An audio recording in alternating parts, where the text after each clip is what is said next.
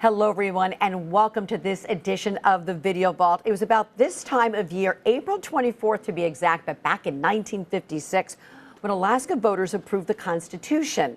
It all started with a constitutional convention that was held in the wintertime over 3 months, from 1955 to 1956. It was held at the University of Alaska Fairbanks.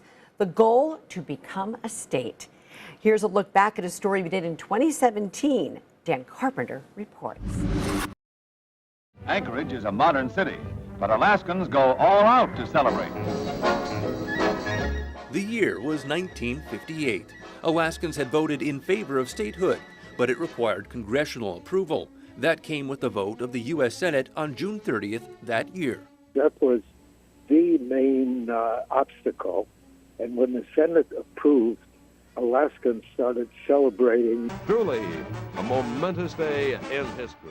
Vic Fisher fought for statehood and was a member of the Alaska Constitutional Convention. At 92, he remembers the celebration that followed.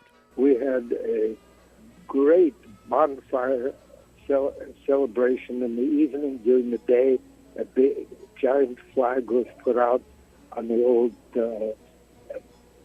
courthouse, federal building on 4th Avenue, and everyone was just joyous and celebrating. January 3rd, 1959 was the day the state officially joined the Union. Fisher says the optimism that was with him during the fight for statehood is still with him today as he thinks about Alaska's future. We have bright, wonderful young people still coming to Alaska looking for the frontier, for a good future. So I'm very optimistic, even though I'm 92 years old now. I look around and I think Alaska still has a fabulous future. A state with 57 years of history, entering its 58th year with new possibilities.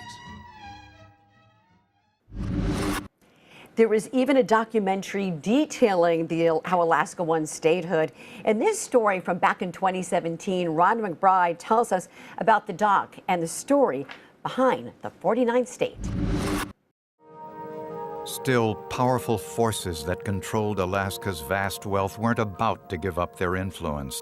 The grand themes of Alaska's quest for statehood unfold in this documentary. The wealth of Alaska was being drained off, and next to nothing was staying there for its needs. Ernest Greening.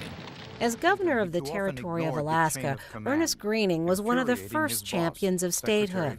The battle back then, which some say continues today, special interests out to extract Alaska's wealth without paying their fair share. By some accident, I was at a cocktail party in New York when the man who had been the lobbyist for these absentee interests boasted how, with a few cases of liquor, he managed to persuade legislators not to tax the Kennecott mine. Larry Golden says his documentary is really about the triumph over special interests and partisanship. Alaskans need to understand that the oil wealth that we have today, and in particular the permanent fund dividend checks, would not be coming if those people hadn't fought for statehood. Some of the stories are well known, how the Constitutional Convention in Fairbanks brought Alaskans together to work for the common good.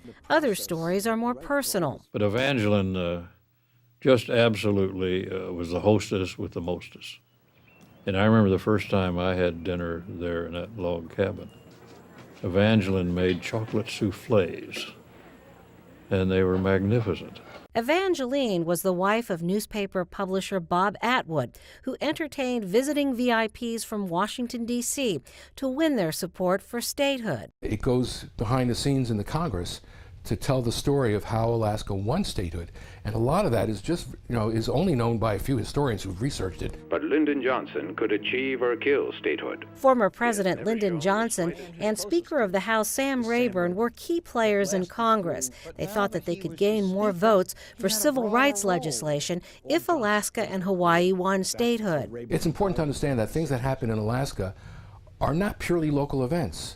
We are tied into the nation, and we were tied into the nation even as a territory. And our statehood battle was part and parcel of major national issues, cross currents. cross currents that, for a time, seemed to keep Alaska and Hawaii on the outs, until Ted Stevens, a government lawyer, and Territorial Senator Bob Bartlett cooked up a deal. We thought that once we got the Alaska bill through, the Hawaii bill would pass without any objection. The strategy worked. Damn right. It's our land and our oil. And what became history is now prologue to the future. Such a young state with such an interesting history and hopefully a wonderful future at that. Thanks so much for joining us for this edition of Video Vault. You can catch more current news throughout the day on alaskasnewssource.com. Thank you so much for joining us.